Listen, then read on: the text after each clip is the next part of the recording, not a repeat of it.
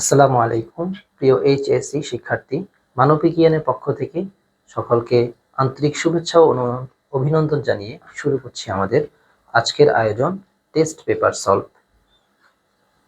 প্রিয় শিক্ষার্থী, আমরা পূর্ববর্তী ক্লাসগুলোতেও টেস্ট পেপার সলভ নিয়ে অনেকগুলো ক্লাস নিয়েছি এবং সেটা তোমাদের ইসলাম শিক্ষা প্রথম অধ্যায়, ইসলাম শিক্ষা প্রথম পত্রের বিগত অধ্যায়গুলো, যেমন ইসলাম শিক্ষা ও সংস্কৃতি চ্যাপ্টার অর্থাৎ অধ্যায় 2 ইসলাম ও ব্যক্তি জীবন, অধ্যায় 3 ইসলাম ও পারিবারিক জীবন, এই সবগুলো অধ্যায় নিয়ে আমরা আলোচনা করেছিলাম আমাদের পূর্ব ক্লাসগুলোতে।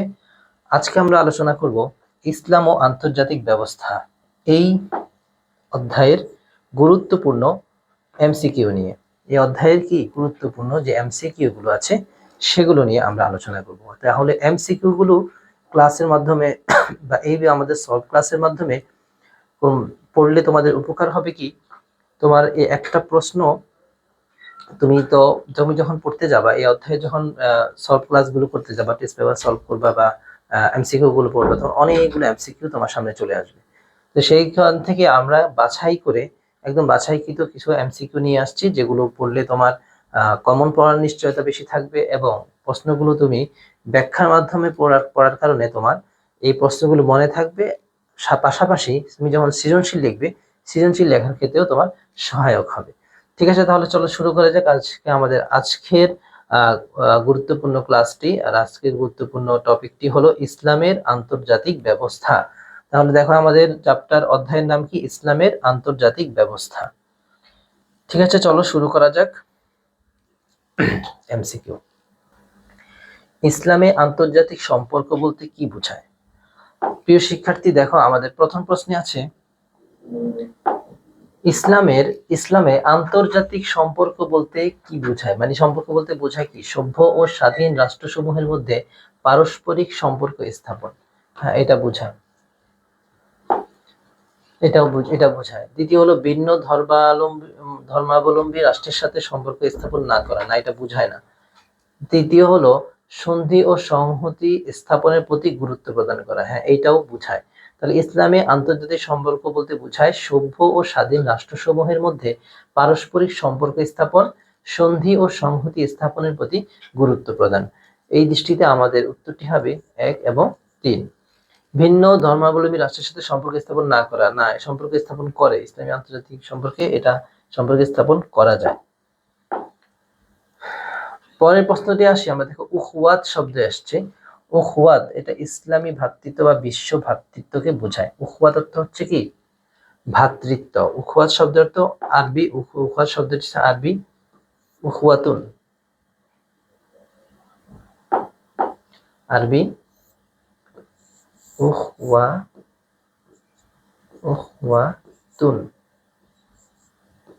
উখওয়াতুন শব্দ হচ্ছে উখওয়াত শব্দের অর্থ হচ্ছে ভ্রাতৃত্ব। এখন অর্থ ভাই, আর উখওয়াতুন অর্থ হচ্ছে ভ্রাতৃত্ব। তাহলে দেখো উখওয়াতুন শব্দের অর্থ কি পেলাম? উখওয়াতুন শব্দের অর্থ পেলাম ভ্রাতৃত্ব।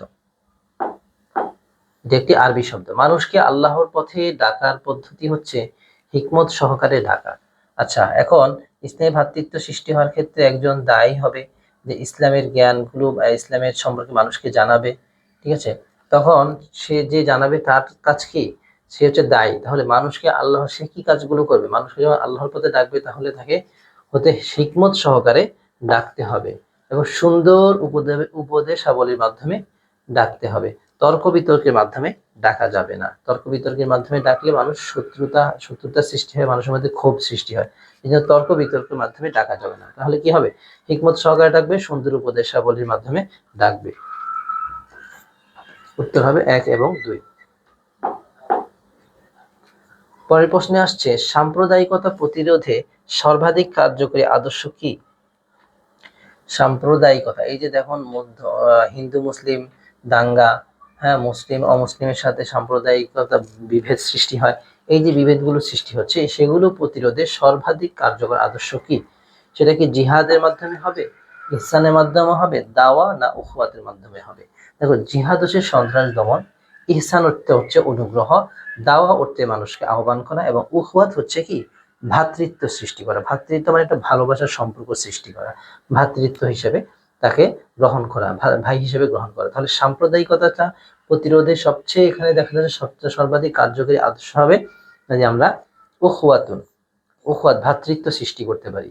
ঠিক আছে, ভ্রাতৃত্ব সৃষ্টির মাধ্যমে সাম্প্রদায়িকতা দূর হবে। আচ্ছা, পরের প্রশ্ন দেখো, ইসলামের ভ্রাতৃত্বের মূল কথা কি? ইসলামের ভ্রাতৃত্বের মূল কথা কি? সকল মানুষ ভাই ভাই, আল্লাহর সবাইকে সৃষ্টি করেছেন, আল্লাহ ছাড়া কোনো ইলাহ নেই, সবাইকে বিনয়ী হতে হবে। তাহলে যেহেতু ভ্রাতৃত্বের কথা বলেছি এবং আমাদের অপশনে দিচ্ছে সকল মানুষ ভাই ভাই।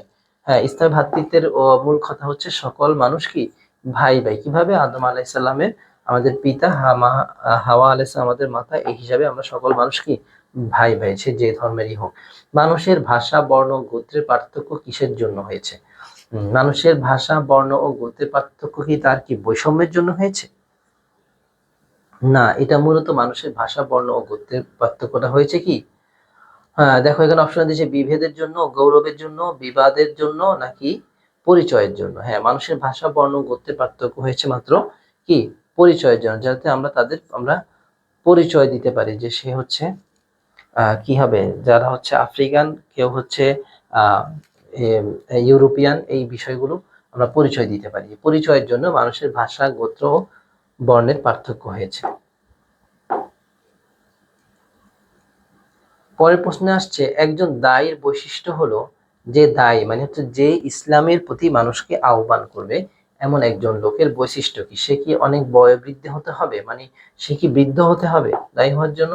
আচ্ছা, তার কি আমলদার হওয়া? হ্যাঁ, উপস্থিত বুদ্ধি থাকা? কোনটা?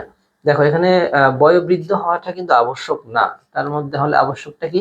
অবশ্যই সেই লোকটা আমলদার হতে হবে। সে যে ইসলামের দায়ী হবে, আল্লাহর দিনের প্রতি মানুষকে আহ্বান করবে, তাকেও তো সেই দিনের চর্চা করতে হবে, তাই না? তখনই সে কি হবে? তাহলে তাকে আমলদার হতে হবে এবং উপস্থিত বুদ্ধি থাকতে হবে। উপস্থিত অনেক প্রশ্নের সম্মুখীন হতে পারে, তাহলে তার এই গুণটা থাকতে হবে। এই দুইটা গুণ থাকলেই সে কি দায়ী হতে পারবে। তাহলে এই দৃষ্টিতে আমাদের প্রশ্নের উত্তরটি হবে 2 এবং 3, অর্থাৎ সে কি হবে? আমলদার হবে এবং উপস্থিত বুদ্ধি থাকবে। মদিনা সনদ প্রণীত হয় কত খ্রিস্টাব্দে? মদিনা সনদ, হ্যাঁ, রাসূল সাল্লাল্লাহু আলাইহি সাল্লাম মদিনায় আসার পরে মদিনায় মুসলিম, ইহুদি, খ্রিস্টান যে সম্প্রদায়রা ছিল, পৌত্তলিক যে সম্প্রদায়রা ছিল, তাদের সাথে রাসূল সাল্লাল্লাহু আলাইহি ওয়াসাল্লাম তাদেরকে নিয়ে তাদের সবার সকল ধর্মের মানুষ সহাবস্থান এবং যার যার ধর্ম সে যেভাবে পালন করবে, কেউ কারো ক্ষতি করবে না, এরকম চুক্তিতে একটি সনদ প্রণীত করেন, সেটাকে মদিনা সনদ বলা হয়। সেই মদিনা সনদ কত খ্রিস্টাব্দে প্রণীত হয়? সেটা হয় 632 খ্রিস্টাব্দে। কত? 632 খ্রিস্টাব্দে। আচ্ছা,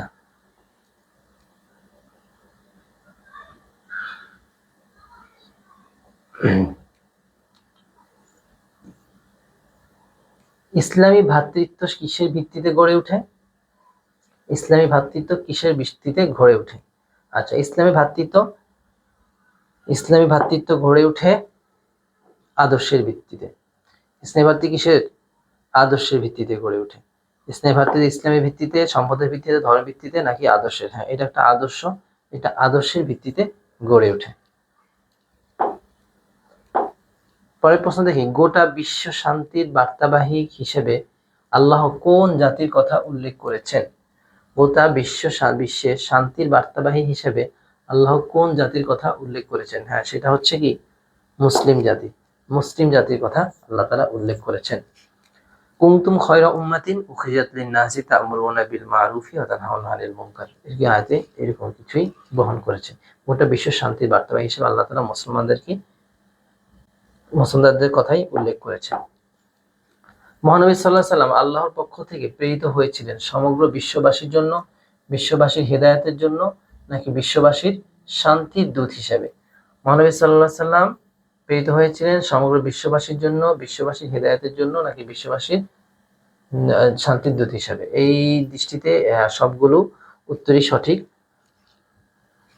আমরা বলতে পারি সবগুলো উত্তরই এখানে সঠিক হবে। পরের প্রশ্ন দেখি, আধুনিক যুগে একই সময়ে বহু লোকের কাছে দ্রুত দাওয়াত পৌঁছানোর অন্যতম মাধ্যম কি হলো? ইলেকট্রনিক মিডিয়া, ওয়াজ মাহফিল, দিনী জলসা, প্রিন্ট মিডিয়া, না ইলেকট্রনিক মিডিয়া? হ্যাঁ, ওয়াজ মাহফিল যদি আমরা ইলেকট্রনিক মিডিয়া ব্যবহার না করি তাহলে শুধু ওয়াজ মাহফিলে দ্বারা বেশি মানুষের কাছে পৌঁছাবে না, দিনই জলসা না প্রিন্ট মিডিয়ার দ্বারাও বেশি পৌঁছায় না, সবচেয়ে বেশি পৌঁছায় কি ইলেকট্রনিক মিডিয়ার মাধ্যমে। ইলেকট্রনিক মিডিয়ার মাধ্যমে কিসের মাধ্যমে পৌঁছায়? ইলেকট্রনিক মিডিয়ার মাধ্যমে। এই ইলেকট্রনিক মিডিয়ার মাধ্যমে তুমি ওয়াজ মাহফিল করতে পারো, দিনই জলসা করতে পারো, হ্যাঁ, তারপরে তুমি লাইভ ক্লাস করে লাইভ ওয়াজ মাহফিল শেয়ার করেও তুমি দিনই বার্তা পৌঁছাতে পারো। তাহলে এটার মাধ্যমে সবচেয়ে বেশি কি হয়? দায়ী মানুষকে যে বিষয়ের প্রতি আহ্বান জানাবে সেই বিষয়ের প্রতি দায়ীকে কি হতে হবে বলতো? পূর্ণ আনুগত্যশীল, সজাগ, সতর্ক, নাকি বিশেষভাবে জ্ঞাত? দায়ী যে বিষয়ে মানুষকে যে বিষয়ের প্রতি আহ্বান করবে সে বিষয় সম্পর্কে পূর্ণ কি হবে? আনুগত্যশীল হতে হবে। তাকে কি হতে হবে? পূর্ণ আনুগত্যশীল হতে হবে, পূর্ণ আনুগত্যশীল। আচ্ছা, মানবাধিকারের সার্বজনীন ঘোষণা কত সালে স্বাক্ষরিত হয়? ঘোষণাপত্র স্বাক্ষরিত হয় কত সালে? দেখো, মানবাধিকার নিয়ে আলোচনা হয়েছিল, জাতিসংঘ সৃষ্টি হয়েছিল, তারপরে বিশ্ব মানবাধিকার যে ঘোষণা, সার্বজনীন ঘোষণাপত্র, সেটা স্বাক্ষরিত হয়েছিল 1948 সালে। কত? 1948 সালে।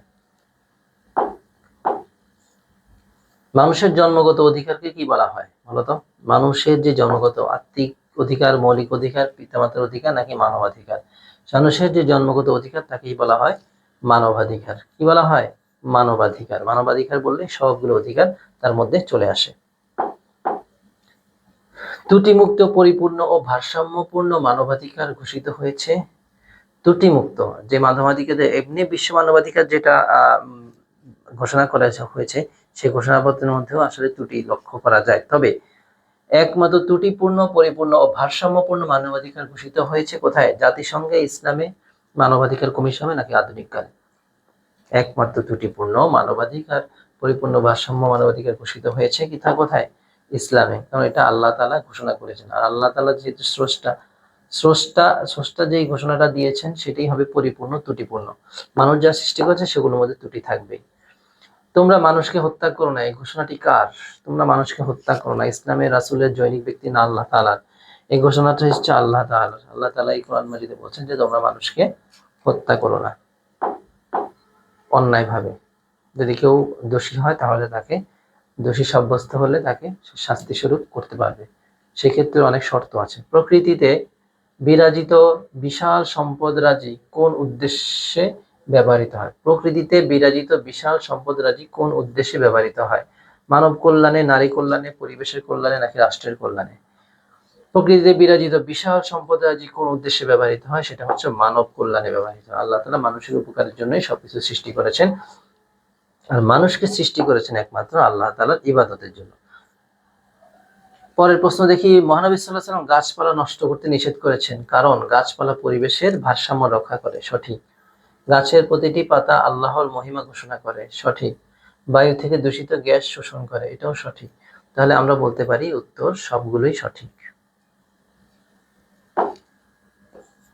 সবগুলো উত্তরই এখানে কি সঠিক। পৃথিবীর সব মানুষ পরস্পর ভাই ভাই কিসের ভিত্তিতে? আল্লাহ সব মানুষকে সৃষ্টি করেছেন বলে, হযরত মুহাম্মদ সাল্লাল্লাহু আলাইহি ওয়াসাল্লাম উম্মত বলে, সব মানুষের রক্ত লাল বলে, নাকি হযরত আদম আলাইহিস সালাম আদি পিতা বলে? পৃথিবীর সব মানুষ পরস্পর ভাই ভাই, ঠিক আছে। আল্লাহ সব মানুষকে সৃষ্টি করেছেন, এই জন্য আমরা সবাই আল্লাহ তাআলার বান্দা, আল্লাহ তাআলার দাস, গোলাম। এখানে বলা হয়েছে ভাই ভাই, তাহলে ভাই ভাই হওয়ার একমাত্র মাধ্যমই হচ্ছে হযরত, ভাই ভাই হতে হলে কি হতে হবে? একজন পিতা থাকতে হবে, আদি পিতা বলে। হযরত আদম আলাইহিস সালাম আমাদের আদি পিতা বলেই পৃথিবীর সব মানুষ ভাই ভাই। আর রাসূল মুহাম্মদ সাল্লাল্লাহু আলাইহি ওয়াসাল্লামের উম্মত, সেটা তো আমরা উম্মত। মানুষের রক্ত লাল, লাল হওয়া তো ভাইয়ের পরিচয় বহন করে না, তাই না? ইসলামের প্রচার ও প্রসারের লক্ষ্যে কোনটি একান্ত প্রয়োজন? দেখো তো, রাষ্ট্রীয় ব্যবস্থা গ্রহণ, কূটনৈতিক সম্পর্ক, আন্তর্জাতিক সম্পর্ক স্থাপন, নাকি দ্বীনের দাওয়াত? ইসলামের প্রচার ও প্রসারের লক্ষ্যে কোনটি একান্ত প্রয়োজন? সেটি হচ্ছে আন্তর্জাতিক সম্পর্ক স্থাপন প্রয়োজন। আন্তর্জাতিক সম্পর্ক মানে হচ্ছে বিশ্বের সব দেশের সাথে, বিশ্বের সকল রাষ্ট্রের সাথে সম্পর্ক স্থাপন করবে। সম্পর্ক স্থাপনের মাধ্যমে সেই দেশের মানুষের সাথে, সেই দেশের সাথে যাতায়াত বাড়বে, মানুষের কাছে দ্বীনের প্রচারটা পৌঁছানো সম্ভব হবে। এইভাবে সুন্দর একটি মাধ্যমে আমরা আন্তর্জাতিক সম্পর্ক স্থাপনের মাধ্যমে ইসলামের প্রচার ও প্রসার করতে পারি। সর্বজনীন শান্তি প্রতিষ্ঠার লক্ষ্যে ইসলামের সুমহান আদর্শকে বিশ্বের সকল মানুষের কাছে পৌঁছে দেওয়ার জন্য প্রয়োজন কি? আর্থিক সামর্থ্য, শারীরিক সামর্থ্য, আন্তর্জাতিক সম্পর্ক নাকি কূটনৈতিক সম্পর্ক? সর্বজনীন শান্তি প্রতিষ্ঠার লক্ষ্যে ইসলামের সুমহান আদর্শকে কি করতে হবে? বিশ্বের সকল মানুষের কাছে পৌঁছে দেওয়ার জন্য প্রয়োজন আন্তর্জাতিক সম্পর্ক। যেহেতু এখানে বিশ্বের সকল মানুষের কাছে আমাদেরকে পৌঁছাতে হবে, ঠিক আছে, সেখানে কি হবে? আন্তর্জাতিক সম্পর্ক থাকতে হবে। শরীফ একটি ফাউন্ডেশনে চাকরি করে। এটি সমৃদ্ধ উপকূলে বনায়নের মাধ্যমে সবুজ বনি তৈরি প্রকল্প বাস্তবায়নে কাজ করছে। শরীফের বন্ধু আহনাফ একটি ফাউন্ডেশনে স্বেচ্ছাসেবী হিসেবে কাজ করে। আচ্ছা, এটি কোনো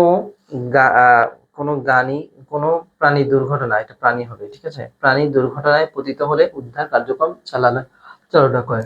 শরীফের ফাউন্ডেশনের কার্যক্রম কিসের? শরীফ তো একটা, যেখানে বনি মানে বন বনানি করে, তাহলে বন বনানি যেহেতু করে সেটা হবে কি? পরিবেশ সংরক্ষণ। সেটি হবে কি? পরিবেশ সংরক্ষণ। ইসলামে আন্তর্জাতিক সম্পর্কের প্রধান উদ্দেশ্য কোনটি? ইসলামে উম্মাহর সুরক্ষা, অমুসলিমদের সুরক্ষা, সকল জাতির মধ্যে শান্তি ও সম্প্রীতি স্থাপন, অমুসলিমদের নিকট ইসলামের বাণী পৌঁছানো। ইসলামে আন্তর্জাতিক সম্পর্কের প্রধান উদ্দেশ্য কোনটি? সকল জাতির মধ্যে শান্তি ও সম্প্রীতি স্থাপন। সকল জাতির মধ্যে শান্তি ও সম্প্রীতি কি করবে? স্থাপন করবে। এটা আন্তর্জাতিক সম্পর্কের মাধ্যমে সকল জাতির নিকট শান্তি ও সম্প্রীতি স্থাপন হবে। দায়ের গুণ কোনটি? দেখো, দায়ের গুণ কি? স্বাধীন হওয়া, ধৈর্যশীল হওয়া, প্রাপ্তবয়স্ক হওয়া না পুরুষ হওয়া? একজন দায়ের গুণ হচ্ছে তাকে ধৈর্যশীল হতে হবে। সে স্বাধীনও হবে, প্রাপ্তবয়স্ক হবে, পুরুষ তো হবে, এবং তার পাশাপাশি তার যে গুণটা তাকে বহন করতে হবে সেটা হলো ধৈর্যশীল হওয়া। একজন দায়ী হতে হলে তাকে অনেক বাধা বিপত্তি, অনেক আঘাতেও সম্মুখীন হতে হয়, আঘাত পেতে হয়। তাহলে সে যদি ধৈর্যশীল না হয় তাহলে সে এই কাজটি বহন করতে পারবে না। আর ধৈর্যশীল হলে সে কি করতে পারবে? দায়ের কাজটি যথাযথ পালন করতে পারবে।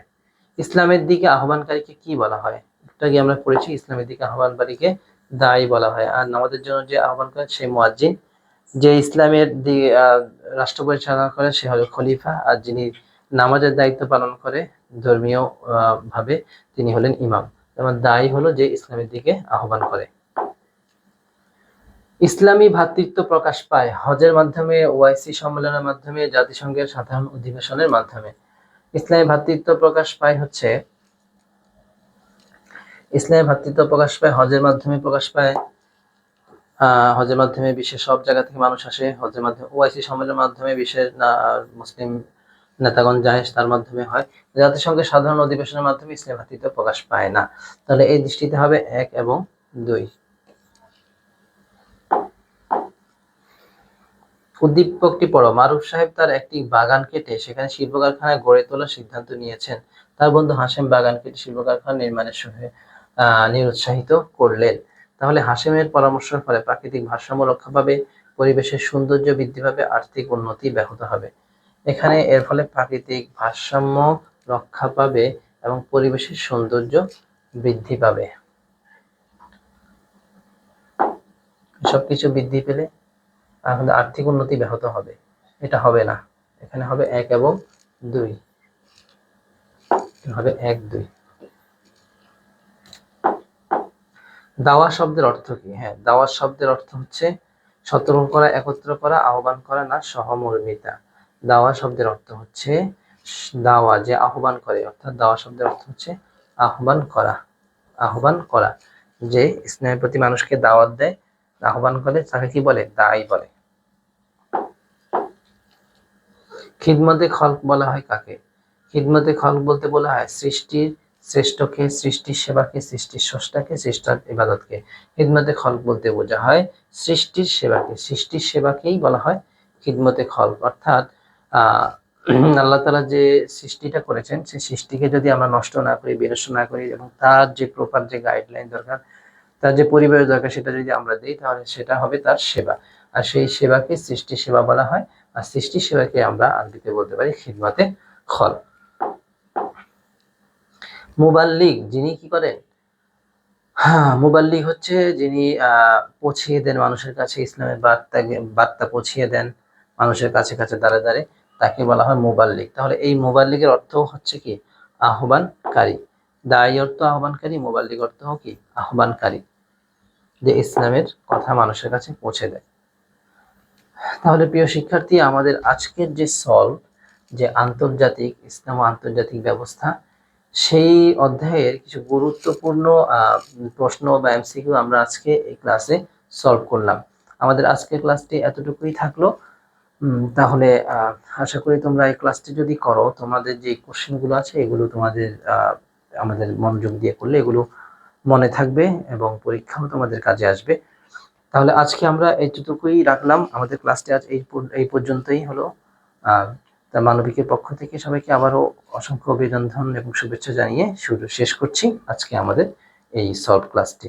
সবাই ভালো থেকো। আসসালামু আলাইকুম।